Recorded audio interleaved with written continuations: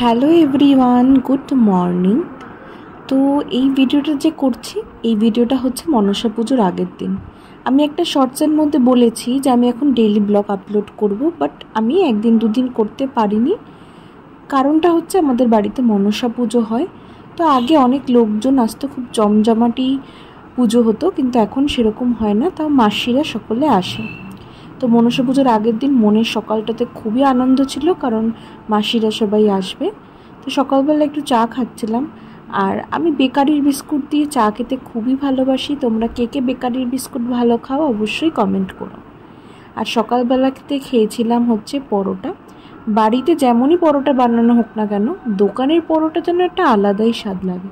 তো মা বাজারে গেছিলো, বাজার থেকে আমার জন্য পরোটা এনেছিল। আর এখানে তারপর একটু জল খেয়ে নিচ্ছি, যেটা আমাকে মনে করে করে খেতে হয়, কারণ আমার ঠিকঠাকভাবে খাওয়াই হয় না জলটা। আর তার জন্য আমাকে অনেক প্রবলেম ফেস করতে হয়। হঠাৎই বসেছিলাম ছাদে, হঠাৎ করে দেখছি যে একটা কাক এরকমভাবে পা ঝুলিয়ে বসে রয়েছে। প্রথমে ভাবছিলাম হয়তো পাটা ভেঙে গেছে বা কোনো সমস্যা, তারপর দেখছি হয়তো এটা প্যারালাইসিস অথবা এটা ভেঙে গেছে। তো চারিদিকে পশু পাখির ওপর যেমন অত্যাচার হচ্ছে, এই ভিডিওটার মাধ্যমে এটাই বলতে চাইলাম, আশেপাশের পশু পাখিকে খাবার না দিতে পারো, অন্তত ক্ষতি করো না, কারণ ওদেরও বাঁচার অধিকার রয়েছে। আর পারলে দুমুঠো মুড়ি চাল কিছু তো দিতেই পারি আমরা। তো তারপরে আগেই বলেছি মাসিমণিরা আসবে। তো এই মুরগিটার অনেক হিস্ট্রি আছে, বলতে পারো হিস্টোরিক্যাল মুরগি। সরি এটা মুরগি না, মোরগ।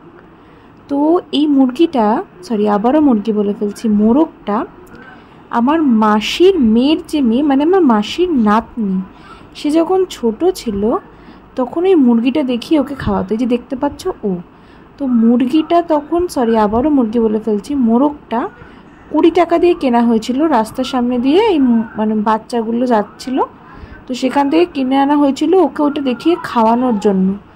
ওটাই না আস্তে আস্তে খাওয়া দাওয়া করতে করতে করতে করতে বড় হয়ে গেছে এবং এখন অনেকটাই হৃষ্টপুষ্ট হয়ে গেছে। তো একটা পশু বা পাখি যখন বাড়িতে থাকে, স্বাভাবিক তার প্রতি একটা মায়া পড়ে যায়। তো ওই জন্য ওরা এটাকে পুষেছে এবং এটাকে বলেছে ওরা কোনো কিছু করবে না, এটাকে ওরা যত্ন করে রাখবে, যতদিন বাঁচে এটা ঘরেই থাকবে।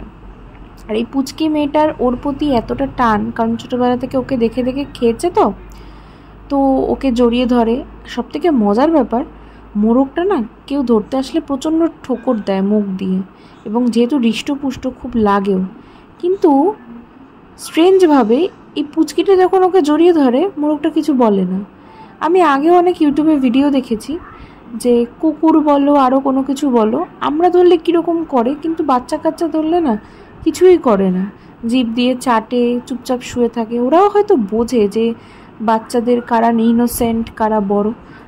দেখতে পাচ্ছ কীরকম করে জড়িয়ে রয়েছে, মনে হচ্ছে ওর ভাই বা বোন, এত ভালোবাসে। আর কোইন্সিডেন্টলি মোরগটাও কিছু বলে না, এটাকে নিয়ে সবসময় জ্বালাতন করে, ও খেলে। এবং আর এই যে জুতোটা, এটা না হঠাৎ করে ভিডিও করলাম, পুচকিটার জুতো দেখো কি কিউট।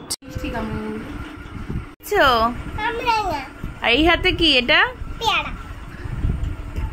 টেস্ট, হাতেরটা দেখি কি গাছের, টেস্টি। তুমি হ্যাপি? একটু তাকাও, একটু হাসো, এই হাসিটা হাসো, ওই যে দাঁত বের করে। তুমি পেরেছো? দাদা পেরেছে। কে পেরেছে? দাদা। তোমার গালের পাশে একটা রেখে দেখাও কত বড়। বাবা, হাসি মজা করতে করতে আগেই বলেছি ও মুরগিটাকে নিয়ে, আবারও মুরগি বলে ফেলছি, মোরগটাকে নিয়ে যে ও কী করবে। মানে মোরগটা যদি ওর সাথে খাটে ঘুমাতে পারতো, ওর সাথে খেতে পারতো একসাথে, ওর কাছে মনে হয় সেটাও ভালো লাগতো। ওটাকে নিয়ে যে কি করবে ও ঠিক করতে পারে না। একবার জড়িয়ে ধরে, একবার ওটার সাথে খোঁচাখুচি করে। আবার জানো তো, ও হয়তো আমাদের থেকেও বেশি বোঝে ছোট হয়েও। মাঝে মাঝে এসে আবার এক মুঠো চাল দিয়ে যায়, জল টল খাচ্ছে কিনা দেখে, ওটাকে নিয়েই সারাদিন সব কিছু করে। তো বাচ্চারা মনে হয় বড়দের থেকে একটু বেশিই বোঝে, কারণ ওদের ইনোসেন্টটা তো আমাদের থেকে অনেকটা পিওর না। এরকমভাবেই সন্ধেবেলা সকলে মিলে মজা করেছি। তো ভিডিওটা এখানেই শেষ করছি। পুজোর ভিডিও দেবো এবং আগে আরও অনেক ভিডিও আছে, সব তোমরা পাবে। সকলে ভালো থেকো, সুস্থ থেকো, দেখা হচ্ছে নতুন ভিডিওতে।